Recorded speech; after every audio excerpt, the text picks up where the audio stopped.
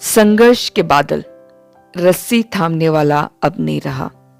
Society की देखभाल का ज्यादा भार फुलर के कंधों पर ही था और उन्होंने सोसाइटी के कार्यों को बढ़ाने में कोई कसर नहीं छोड़ा। फुलर न केवल पहले विदेशी मिशन सचिव थे, परंतु वे सबके लिए एक आदर्श भी थे। वे अपने दिनों के सबसे अधिक प्रचारक और लेखक थे। कैरी के समान उनका कार्य दिवस अधिकांश लोगों से 2 गुना था। सेरामपुर ब्रदरहुड की एकता की सफलता carry, Marshman, ward, Fuller, Sutcliffe और रायलैंड की पक्की दोस्ती में निहित थी। फुलर का देहांत 7 मई 1815 में 61 वर्ष की उम्र में हुआ। जो भी उसे जानते थे उनकी सच्ची निष्ठा और उद्देश्यों की श्रेष्ठता की गवाही देते थे। कैरी के लिए उनकी मृत्यु सबसे ज्यादा व्यक्तिगत हानि थी। लगभग चौथाई शताब्दी तक उन्होंने अपनी शपथ का पालन किया था कि वे रस्सी को थामे रहेंगे। गृह व्यवस्थापक के रूप में एंड्रू फुलर कैरी से दूसरे स्थान पर आते हैं और आधुनिक मिशन के संस्थापक के रूप में उनका स्थान कैरी के बाद दूसरे स्थान पर गिना जाता है। फुलर के अंतिम संस्कार के बाद कमेटी का पहला कार्य डॉक्टर रायलैंड के द्वारा कैरी को बताया गया। वो भविष्य को लेकर भयभीत थे। रायलैंड का भय सही था। 19 नए सदस्यों ने सोसाइटी की सदस्यता ग्रहण की, जो कैरी को व्यक्तिगत रूप से नहीं जानते थे। उन्हें मिशन के बढ़ते हुए दर्द का कोई एहसास नहीं था। उन्हें समझ नहीं आता था कि यह पुराना संतरी क्यों ऐसा कार्य करता है जैसा वह करता है। 5 बड़े योग्य और समर्पित व्यक्ति जो कैरी की सहायता करने के लिए सिरामपुर आए थे, अलग हो गए और उन्होंने कलकत्ता मिशनरी यूनियन की शुरुआत की। तीनों मिशनरी बिना किसी अवकाश, छुट्टी या घर जाने के अवसर के बिना कई सालों तक दबाव से बंगाल की गर्मी का सामना कर रहे थे। यह भी तब हुआ जब मिशन सोसाइटी का कार्य तेजी से बढ़ रहा था। पुरानी तिगड़ी के 2 साथी इंग्लैंड में सटक्लिफ और फुलर मर चुके थे। तीसरा सदस्य डॉक्टर जॉन रायलैंड था। वे कैरी को व्यक्तिगत रूप से जानते थे। उन्होंने कैरी को अपने पत्रों, धन और मिशन सहयोग से उत्साहित किया। मिशन अब आत्मनिर्भर हो चुका था क्योंकि मार्शमैन के स्कूल से अच्छी आय पैदा होती थी, जिसे वे वापस मिशनरी कार्य में लगा देते थे। इसके साथ ही साथ कैरी भी अपनी आय को मिशन में लगा रहे थे। इस आत्मनिर्भरता से एक अच्छा स्वावलंबन आ गया था। लोग सिरामपुर मिशनरियों की निष्ठा पर संदेह करने लगे और उन पर पैसे के दुरुपयोग का संदेह किया। यह सब इसके बावजूद भी हो रहा था जबकि कैरी अपना सब कुछ मिशन में लगा रहे थे। यहाँ तक कि उन्होंने कहा, यदि मैं आज मर जाऊं तो मैं अपने कफन के लिए भी पर्याप्त धन नहीं छोड़ पाऊंगा और मेरी पत्नी पूरी तरह बेसहारा हो जाएगी। संकट सिर तक आ पहुंचा जब कमेटी ने यह मांग रखी कि सिरामपुर स्थित सारी संपत्ति, स्कूल, प्रिंटिंग प्रेस, चर्च और घर ट्रस्टियों के नाम पर कर दिया जाए, जिसका सिरामपुर तिगड़ी ने इनकार कर दिया, जिससे कमेटी के संदेह को और बल मिला। 1823 की विनाशकारी बाढ़ के सामने कैरी ने अपना धैर्य और साहस दिखाया। एक ऐसा चरित्र जिसे उन्होंने जीवन भर हर निराशा के सामने अपनाया था। स्कूल भवन पूरी तरह क्षतिग्रस्त हो चुके थे। उनका अपना घर गिर चुका था। उनका अपना सुंदर बगीचा भी नष्ट हो गया था। परंतु अब 1812 की आग के पश्चात के समान इंग्लैंड से कोई सहायता आने वाली नहीं थी। मार्च 1823 में वार्ड को हैजा हो गया और 3 साल बीमार रहने के बाद वे भी मर गए। उनकी मृत्यु के बाद डॉक्टर मार्शमैन ने लिखा, मेरे लिए एक भयानक धक्का था। मेरे पास अब कोई रास्ता नहीं बचा, परंतु अब सहायता के लिए केवल ऊपर ही ताकना था। कैरी का अंतिम इच्छा और वसीयत आरंभ होता है।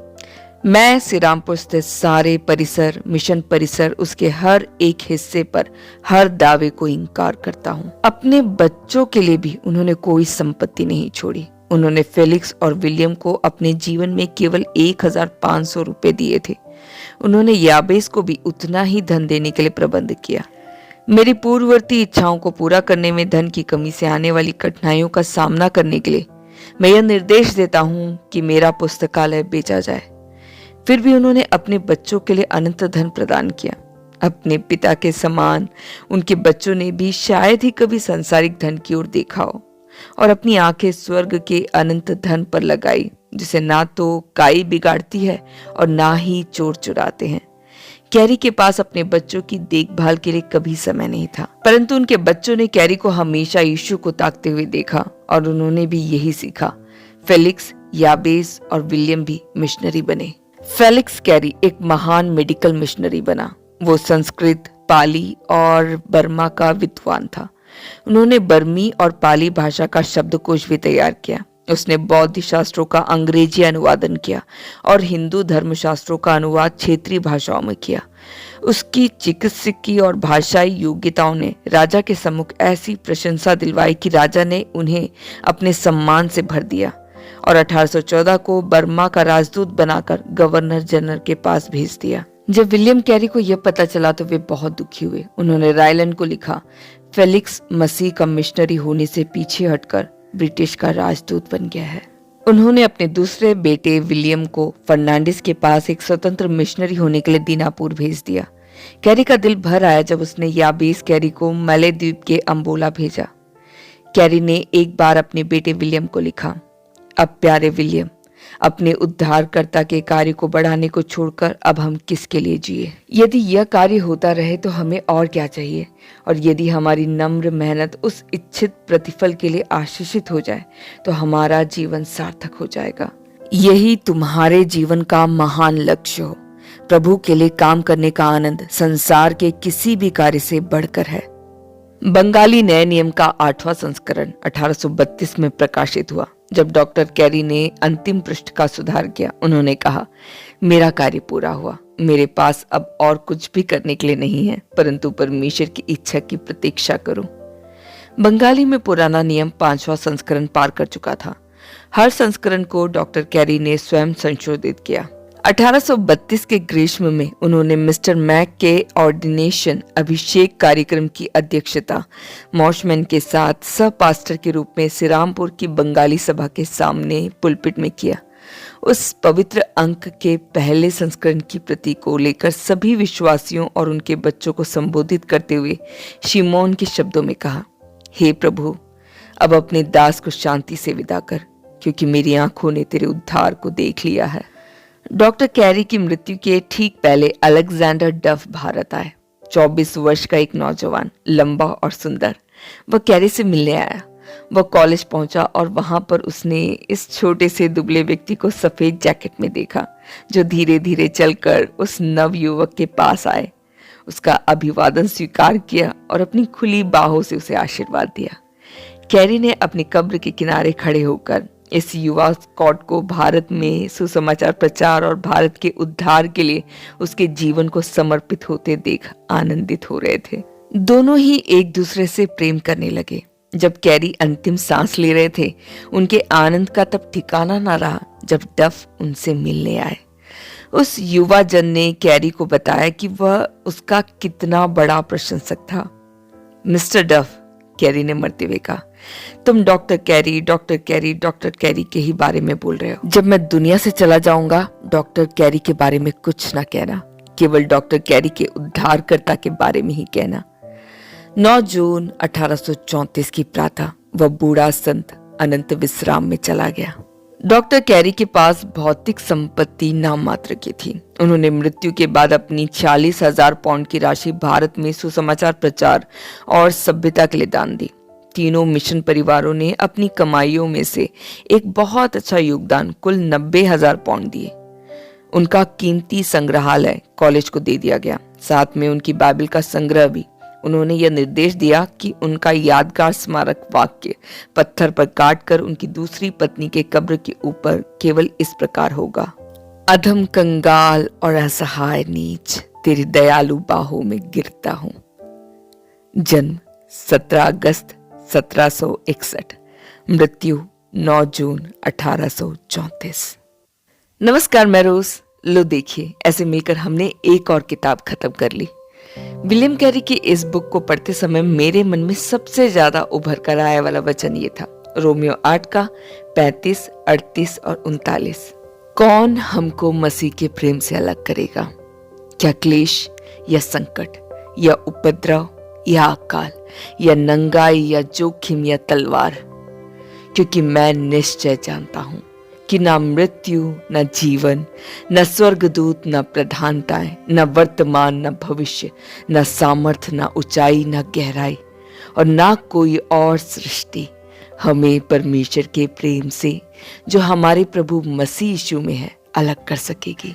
सच, कुछ लोग वचन को बस जी जाते हैं, मैं ये बुक पढ़कर ये सोच रही थी कि अगर प्रभु ने कैरी को भारत ना भेजा होता तो क्रिश्चियंस बस नहीं, हिंदुओं को भी कितना बड़ा नुकसान होता।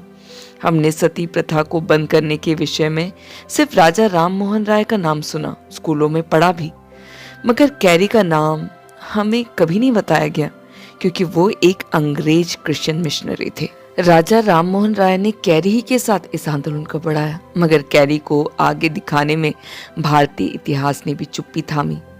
आज जो लोग कहते हैं कि अंग्रेज मिशनरियों ने उनके संप्रदायों को हानि पहुंचाई, काश वो लोग सच में जरा इन मिशनरियों ने जो किया उसे पढ़ या समझ लेते। सच है अंग्रेजों ने भारत को नुकसान पहुंचाया, मगर ये ध्यान में रखना होगा कि ये अंग्रेज लोग तो क्रिश्चियन मिशनरियों के भी खिलाफ थे। एनीवेज, वापस विलियम कैरी में आते हैं। पहले के इन क्रिश्चियंस ने सिर्फ परमेश्वर के वचन को पढ़ा या प्रीच बस नहीं किया, बल्कि उस पर जिए भी। इसी वजह से ही उनका प्रकाश अंधकार भरी जगहों में चमका। आज के क्रिश्चियंस सिर्फ पढ़ते और प्रीच करते हैं। हमने दिशा बदल दी, हमने कंफर्टेबल लाइफ चुन लिया, हमारा माइंडसेट चेंज हो गया। यीशु मसीह का नाम दिखा खुद के नाम को ऊंचा उठाना, पैसों से जेब भरना और राजाओं की तरह जीना, ये कौन सा टीचिंग आ गया अब? कहीं आज क्रिश्चियंस भटक तो नहीं रहे? ये सवाल मैं आप लोगों पर छोड़ती हूँ। इन बुक्स को पढ़ने का मेरा एक उद्देश्य है कि मैं अपनी और आपकी सोती हुई आत्माओं को जगाऊं और खुद को और आप लोगों को ये बताऊं कि इस क्रिश्चियनिटी के पीछे जो हमें बड़े शान से मिला है, बहुत सारे लोगों का बलिदान छुपा हुआ है। आइए थोड़ा सीरियस होते हैं। ये जो प्रकाश हम पर चमका है, उससे हम भी दूसरों के अंधकार को मिटाने वाले बने। पाप में फंसे ना रहे, मसीह के प्यार में आगे बढ़े, बाइबल पढ़े और उसके अनुसार जिए। अगर हम अब नहीं बदले तो कब? चलिए इसी के साथ मैं रोज विदा लेती हूँ। अगले वीडियो के साथ जल्द मुलाकात होगी। इस बुक के एंड तक आप लोग मेरे साथ जुड़े रहे, थैंक यू सो मच। आप लोगों के भेजे हुए कमेंट्स के लिए मैं तहे दिल से शुक्रगुजार हूँ।